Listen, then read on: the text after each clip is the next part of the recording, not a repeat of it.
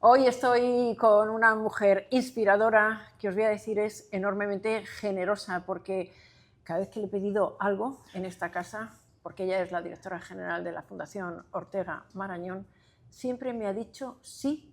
Así es que, Lucía Sala, gracias, pero así de enormes. Para mí es un gustazo, es un honor estar hoy aquí contigo, porque te he visto tantas veces que nos hemos encontrado aquí en la Fundación, los Maruja Mayo, en todo, que desde luego eres una mujer referente. Digo que no me dice no porque le he pedido grabar en otras de las salas, bueno, le he pedido iniciar aquí los programas de Chicas Imparables del mentoring y a todo nos dices que sí. Siempre venimos a este lugar, que es un lugar para mí mágico de encuentro, porque en este lugar en el que estamos es la residencia de señoritas donde las primeras universitarias en España estuvieron trabajando codo con codo, por cierto, con la generación más conocida de hombres del 27, pero ellas, un sinfín de mujeres que las hemos honrado en este lugar, pues tienen aquí su recuerdo. Es precioso venir a este lugar. Pues ese es el objetivo casi que teníamos, ¿no? Siempre cuando empezamos a pensar un proyecto como este, cómo volvíamos a abrir la Fundación a la ciudadanía. Recuerdo que Javier Gomá me decía, Lucía, intentar conseguir que sea un lugar amable donde la gente quiera venir. Y cuando te escucho decir eso de siempre nos abrís la puerta, yo creo que en parte hemos conseguido ese objetivo, ¿no? Que sea un lugar donde alguien venga y se sienta a gusto, ¿no? Un lugar de encuentro, de diálogo. Casi hablar de concordia en una España polarizada como la de hoy es casi un desafío, ¿no? Pero sobre todo cuando dices la residencia de señoritas, lo que quisimos fue recuperar ese proyecto, ¿no? Honrar la memoria de aquellas mujeres que nos precedieron, porque yo siempre digo que sin ellas, nosotras, no estaríamos hoy aquí hablando, ¿no? Mujeres como Victoria Kem, Josefina Carabias, Maruja Mayo, viñetista de Revista de Occidente, la propia María de Maeztu, que era la directora, Lili Álvarez, María Zambrano, o sea, mujeres que en todos los ámbitos fueron pioneras, abrieron la puerta, ¿no? Pero como quien decía, abrieron la puerta y la dejaron abierta para que las demás pudiéramos ir detrás, ¿no? Y justamente además estamos en esta gran sala que es como el epicentro, ¿no? de esta ampliación que habéis hecho de la Fundación, el epicentro de pensamiento y cultural, y se llama María de Maeztu, justamente en homenaje a esta mujer que tanto debemos, a la que tanto debemos, como estamos diciendo. Sí, con la ampliación de la Fundación, en el año 2023 se inauguró esta sala y efectivamente es el epicentro cultural. Aquí giran las conferencias, seminarios, presentaciones de libros, tienen lugar los debates, es un punto de encuentro. Sí, es verdad que responde ese punto austero, pero agradable, acogedor. Y cuando tuvimos que pensar un nombre, dijimos, vamos a intentar salir de nuestros dos titulares, pues el homenaje fue a María de Maeztu, ¿no? Y fue recuperar la residencia de señoritas en ese lugar emblemático donde aquí estaba. A raíz de ellas gira esta agitación cultural de la Fundación. Y tú como directora, pues tienes una predecesora. Estamos hablando de María de Maeztu, que fue directora. Lo mismo que tú eres ahora, es un peso el pasado. Yo creo que eso, ¿de qué manera te condiciona? ¿O no? Porque sé que eres una mujer muy de futuro, pero también con esa mirada atrás, ¿no? Bueno, ella fue la directora de la residencia de señoritas, pero fíjate que cuando se instaura la democracia y se crea la Fundación Ortega y Gasset, que es el origen de la casa actual que tenemos, de la Fundación Ortega Marañón, quien impulsa esa Fundación Ortega y Gasset también es una mujer, que es doña Soledad Ortega, la hija del filósofo. Ella es la que mantiene ese archivo, esa biblioteca, o sea, que va de mujer a mujer, ¿no? Yo creo que yo me siento deudora del pasado, pero con la responsabilidad suficiente como para proyectar el futuro, ¿no? Yo creo que el pasado no puede ser una carga, tiene que ser un acicate, un impulso, una energía, y hubo mujeres magníficas en la historia de esta casa que hacen que los demás tengamos el peso de la responsabilidad, pero sobre todo la energía para mirar para adelante, ¿no? Yo creo que Emilio Lledó siempre dice que no hay futuro sin memoria, y efectivamente yo creo que si queremos construir una sociedad de futuro, un proyecto que sea capaz de mirar a las siguientes generaciones basados en los principios de libertad, igualdad, democracia, justicia. Solo lo podemos hacer si somos deudores del pasado, pero aprendiendo lo mejor de aquellos que nos precedieron, ¿no? Y de hecho decías que es reflexión frente a polarización. Sí, yo creo que esta casa tiene que levantar la bandera de la reflexión, del diálogo, del entendimiento. La mejor España siempre se construyó desde la concordia, del ser capaz de ver que lo que nos une es mucho más allá de lo que nos separa. No podemos seguir empeñándonos en que las posiciones dispares son enemigas. Alguien puede pensar diferente, menos mal que pensamos diferente, y no con eso tienes que ver enfrente a un enemigo, ¿no?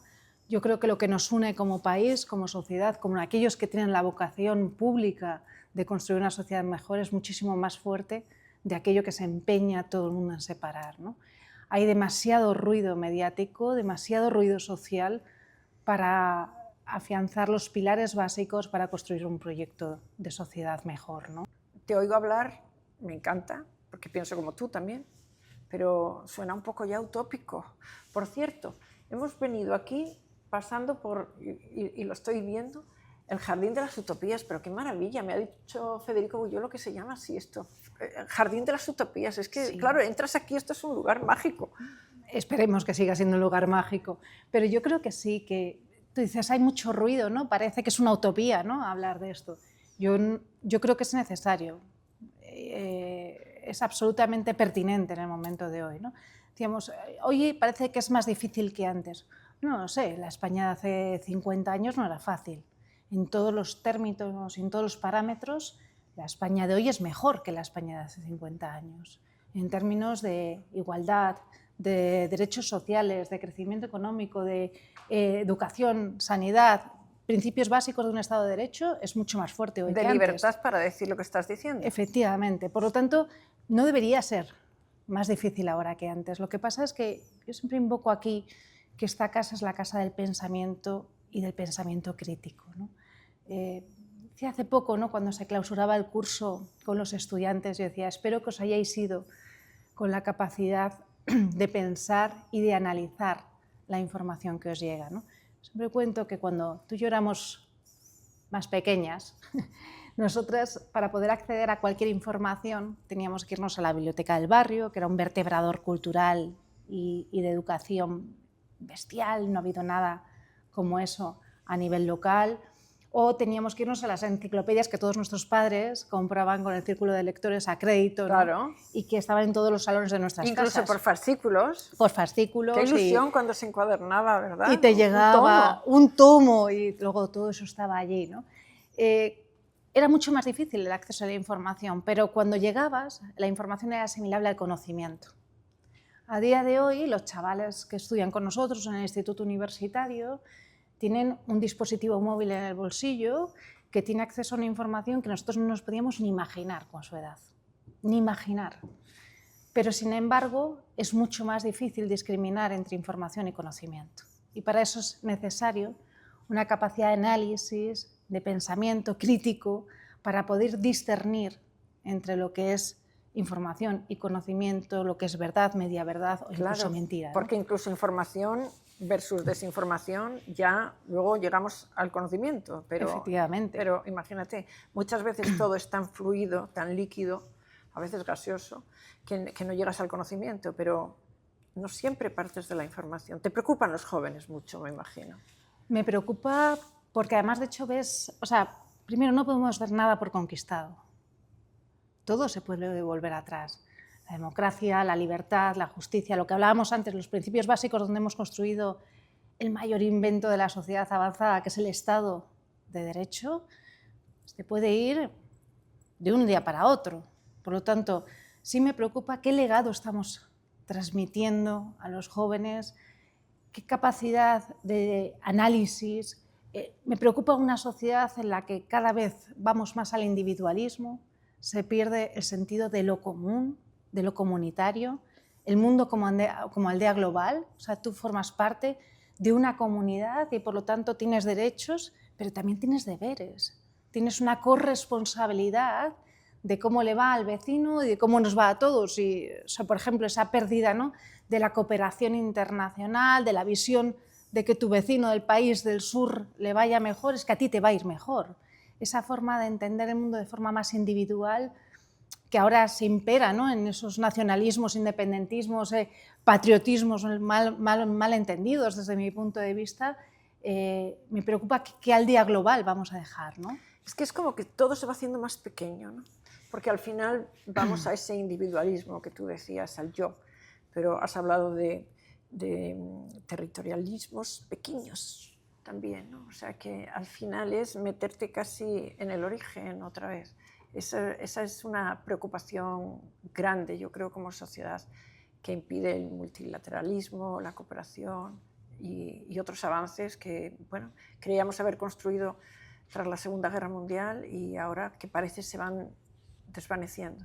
De hecho, una frase mítica de Ortega, que yo soy yo y mis circunstancias, ¿no?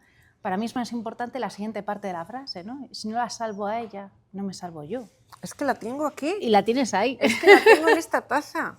O sea, yo soy yo y mi circunstancia, si no la salvo a ella, no me salvo yo, pero es que mira qué pensamiento, en qué lugar estamos de verdad. Es que yo llego aquí, hablo contigo y ya tengo yo el día hecho o la temporada. Es más fácil morir por una idea y aún añadiría que menos heroico que tratar de comprender las ideas de los demás. Amén. Eso recoge perfectamente el sentir de esta casa, es decir, vamos con nuestro ruido, nuestro pensamiento, pero cómo nos cuesta escuchar al que tenemos enfrente, ¿no?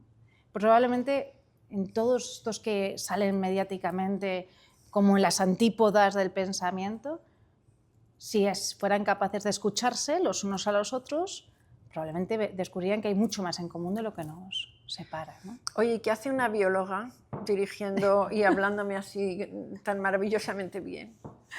Porque tú estudiaste biología, te licenciaste en biología y yo miro tu carrera y dice bióloga. Sí.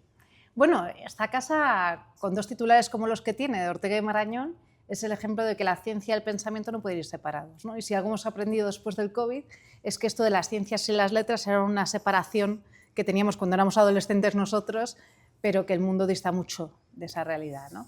Pero terminé aquí y además no renuncio a ninguno de los pasos, ¿no?, que di no, porque antes. Además diste pasos enseguida de licenciarte. Sí. También he visto que estudias y terminas haciendo másteres en gestión pública. Sí. O sea, primero haces un programa de liderazgo en gestión pública en el IES y luego te haces un máster, o sea que tú ya tenías esta vocación.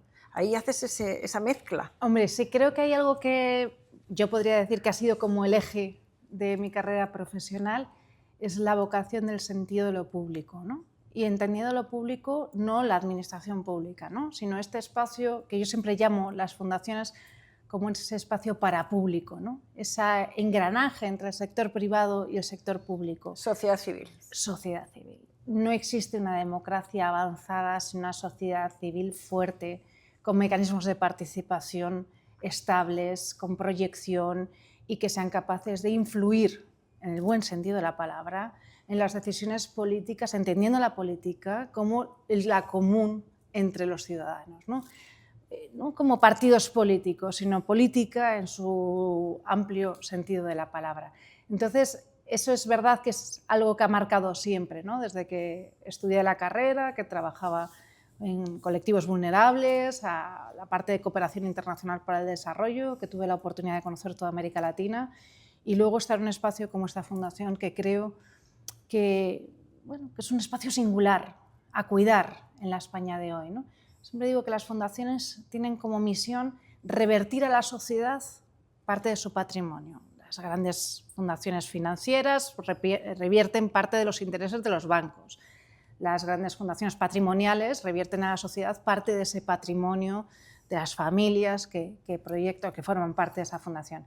Una fundación como esta tiene que revertir a la sociedad su patrimonio intelectual, lo que forma parte de esa historia contemporánea, de ese pensamiento de lo que nos hace ciudadanos libres e iguales de una sociedad como esta, ¿no? Entre tus atributos, yo diría, tus habilidades, tienes la comunicación, la empatía, la mediación también, y has conseguido pues en tu gestión empeñarte en hacer todo lo que estás haciendo, abrir este lugar, pero engrandecerlo, modernizarlo, que es algo que viene muy bien, porque muchas veces las fundaciones son lugares que por tradición pues, se van heredando, pero de vez en cuando hay que darles estos cambios. ¿De dónde sacas tú esta capacidad para convencer, para decir voy a montar esto donde estamos y que lo consigues?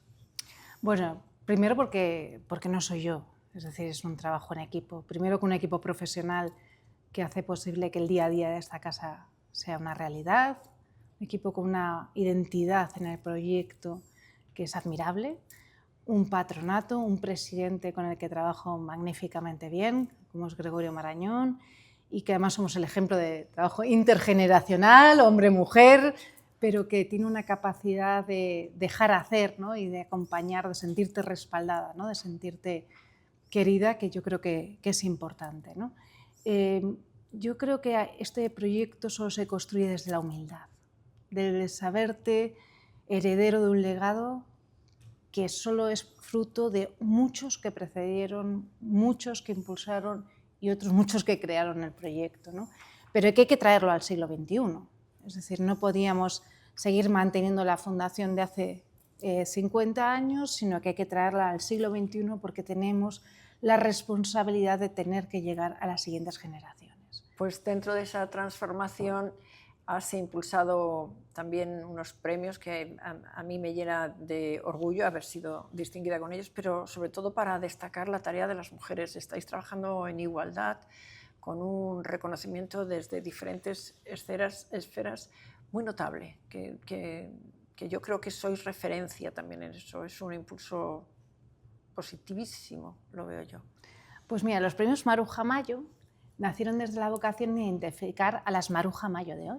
Pero los premios Maruja Mayo respondían a esas diferentes disciplinas, en tu caso igualdad, identificar esos liderazgos de hoy que tienen que ser referentes para las mujeres de hoy, ¿no? Esas niñas, ¿no? ¿Qué referentes de mujeres les acercamos, les llevamos o les presentamos que vayan más allá de las redes sociales o aquellas divinas de la muerte, ¿no? Que aparecen en todos los vídeos que tienen, bueno, distan bastante de la realidad, ¿no? Y por lo tanto son mujeres construidas desde la vocación, desde una carrera profesional sólida, basada en el esfuerzo, en la profesionalidad, en esa empatía, esa cercanía que mujeres como tú tenéis, ¿no? Por lo tanto, simplemente queríamos reconocer a aquellas que estáis para poder hacer el mañana, ¿no? Pues termino con ese mañana y deja que rescate la idea que atraviesa la obra de Ortega y Gasset, ¿no? En estos momentos, además de tanta encrucijada, Europa es la solución. Sigue siendo Europa la solución.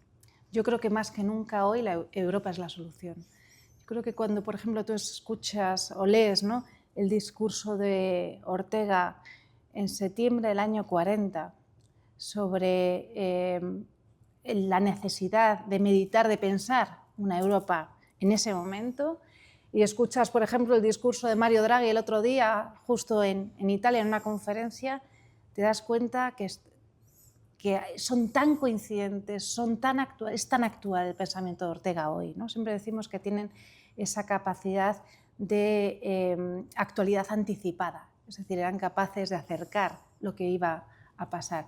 Yo creo que es más necesario que nunca hoy reivindicar el mayor proyecto cívico, político y social que la humanidad ha sido capaz de construir después de habernos matado entre nosotros. Exacto. Como es el proyecto europeo. Es más necesario que nunca proyectar los valores, los principios sobre los que se basa la mayor unión entre países, entre sociedades, en base a valores compartidos. A derechos humanos. Derechos, principios, libertades. A igualdad. Ahora, eso requiere pérdida de soberanía. Eso requiere tener esa visión común que hablábamos antes, ¿no? Esa aldea global. Ese no puedo cerrarme yo como país, tengo que ser capaz de ver que solamente cuando me junto con los otros 27, mi voz en el mundo es muy superior, ¿no? Yo creo que solo pasa por más y mejor Europa. Qué bonito, pues con este deseo, sobre todo con el deseo de que así sea, terminamos. Lucía Sala, gracias, de verdad. Gracias a ti. Es hablar, hablar, hablar y escuchar, y una fuente de sabiduría. Me ha encantado, de verdad. Gracias a ti. Millones de Un gracias. placer.